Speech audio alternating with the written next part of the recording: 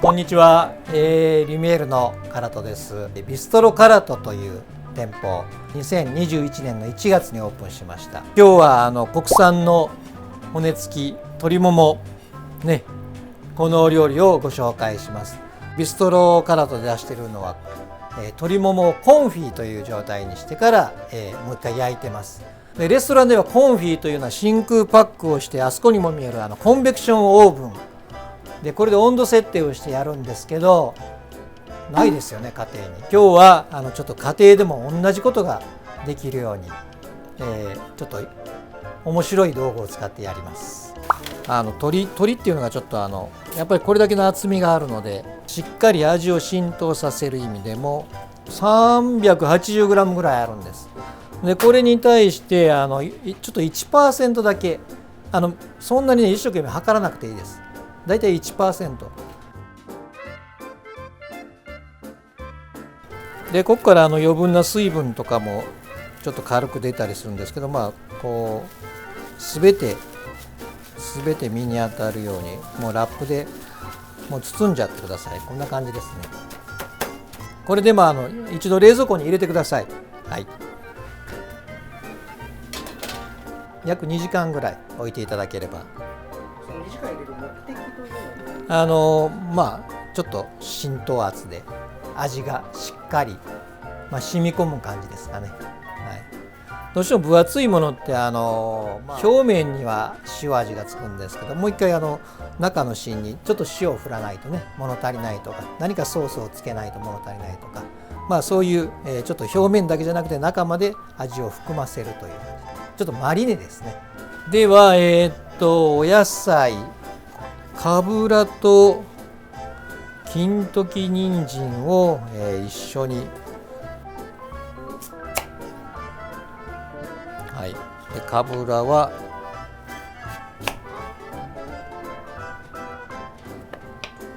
皮むかずにいっちゃいましょう。くし形に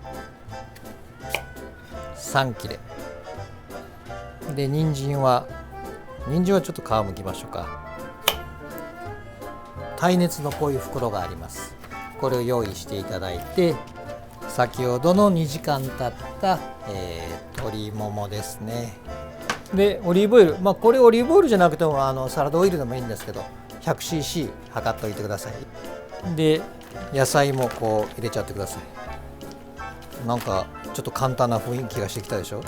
でオリーブオイルでできるだけ空気を手で軽く抜いていただいて、でしっかり止めていただいて、でなんと今日使う道具はじゃじゃーん、これが家庭にない家庭はあるのでしょうかというぐらい必ずありますよね。ありますね。炊飯器です。すごいこれ保温とかあるじゃないですか。すごいいろんな機能があるんです。今日は炊飯ボタンを押しません。何を押すかというと保温ボタンです。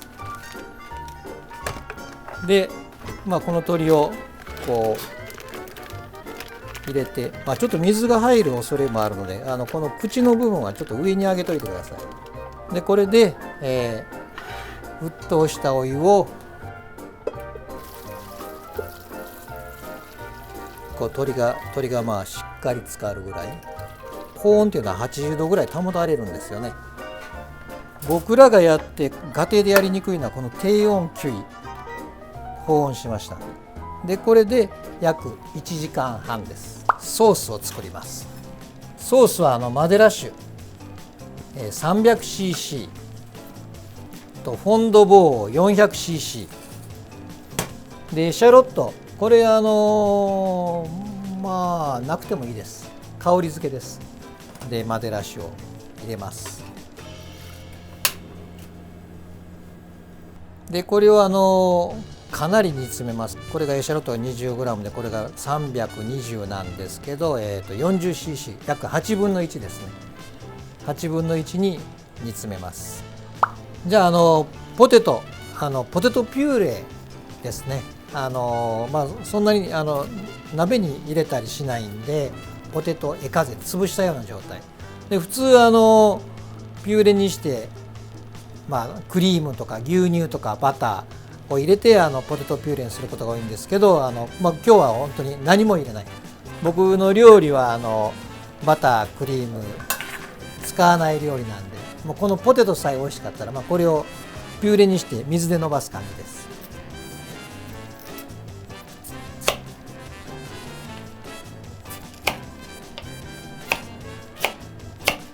ちょっと火が入りやすいようにして、こういう耐熱のボウルに入れてください。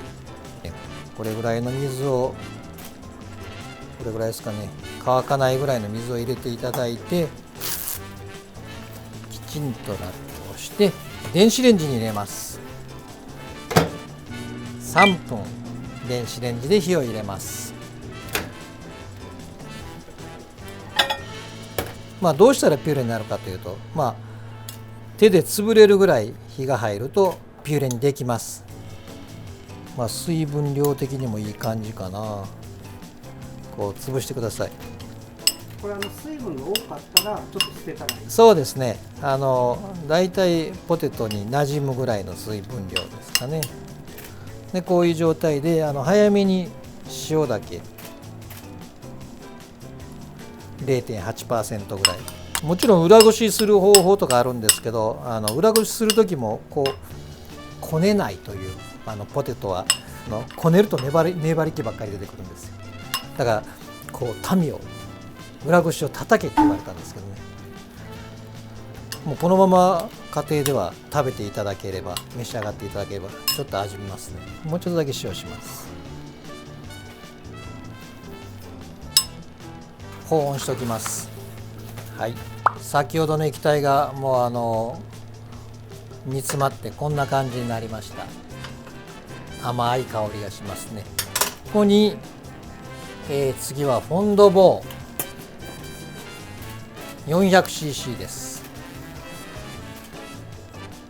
もうフォンドボーは冷凍のものといいますか、缶詰でも何でも結構です。今度はこのフォンドボー 400cc が10分の1ぐらいになるように 40cc になるぐらいに、で先ほどのマデラ酒と合わせてトータルが140か 150cc のソースになるようにもう一回煮詰めます。はい、だいたいいい感じになってきましたね。エシャロットをこして140ぐらいですね。一回140をこの時点で測ってもらえれば、もうこれいい感じやなと。ちょうど140ぐらいです。もういい感じですね。でこれでコーンスターチ溶くときにちょっと水の量を気にした方がいいですね。これ15g の水溶きコーンスターチなんですけど、7.5 同量です。多分これを入れるとちょうどいい濃度になってくるかなという感じですね。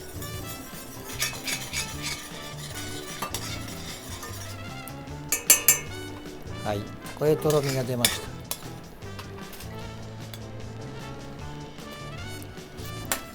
ここで初めてといいますか味を決めます。塩、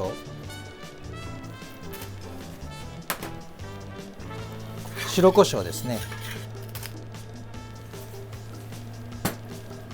では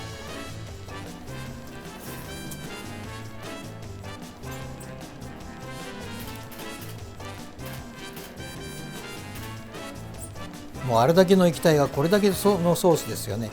いかにフランス料理がコストが合わないかということは分かっていただけると思いますけど、フランス料理で醤油の対抗する味を作ろうと思うとお金をかけないといけないという。でもなんて言いますかね、非常にリッチな気分になるというか、やっぱりこれだけのお酒を使ったりだしを使ったりしてるんで、僕ら非常にこのソースを大事にします。でソースができました。はい、じゃあ炊飯器の鶏を見ましょう。はい、じゃあ1時間半経った状態です。いい感じですね。低温でこうしっとり分かりますかね。生の色ではないですよね。ははい、じゃあこれを開けてみます。液体は何かに使えたりする？液体はね、何かに使いますね。もう一回この油で、当然鶏を焼くとか、これをもう一回何か野菜の火入れに使うとか、これ焼くとこうならないんですよね。で今フライパンに火をつけました。このまま一緒に鶏と焼きます。野菜はこの焼くことによって今度は逆に余分な油が落ちます。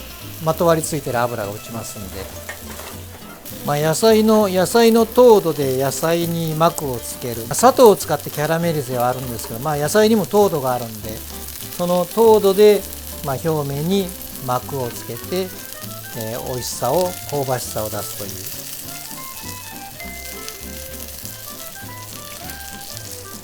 ちょっと皮目をしっかり焼くとこういうおいしい色がついてくると思いま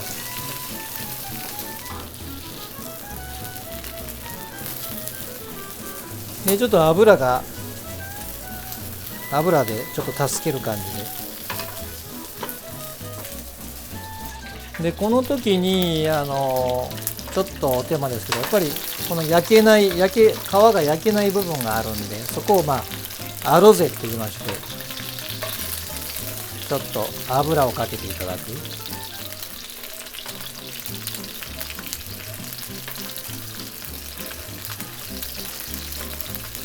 でもうちょっと野菜を入れます。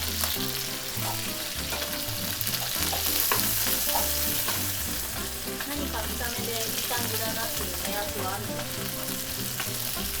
か？この鶏は本当に皮目がパリッと、全部パリッとなったら理想的ですね。で火は十分入ってますんで、今火を入れているのは表面カリッと、あとは熱々にするって感じですかね。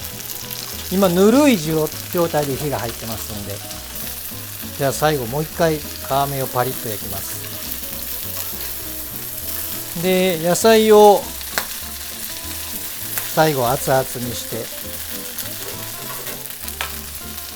でここで初めて野菜には塩をする感じです。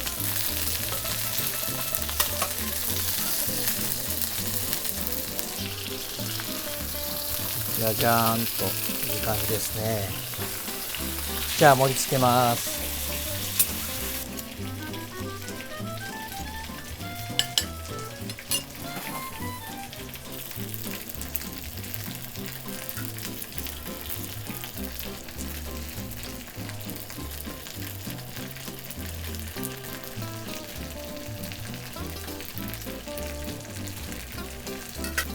付け合わせを上の方に置いて、あとは食べやすいように置いていただいて、で最後ソースですね。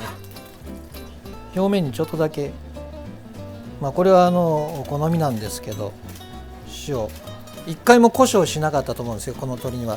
最後胡椒を香り付けでします。胡椒をしてから焼くとちょっと嫌な苦みが出るので、僕の料理は繊細と言いますか、先に胡椒は一切しません。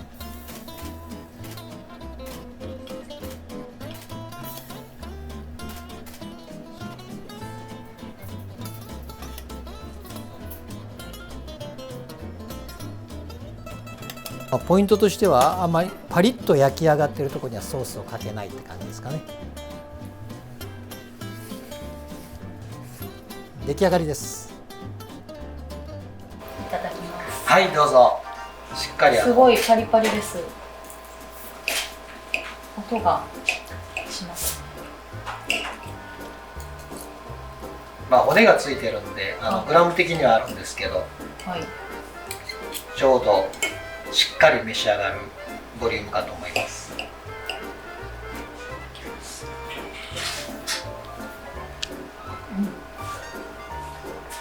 すごい炊飯器でやったと思えない表面カリッと中がソフト、ロゼ状態といいますか、柔らかい状態ですね。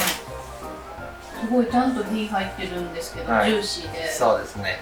これが家庭でできるんですか？今ご覧になったように嘘偽りはないじゃあポテトもいただきます。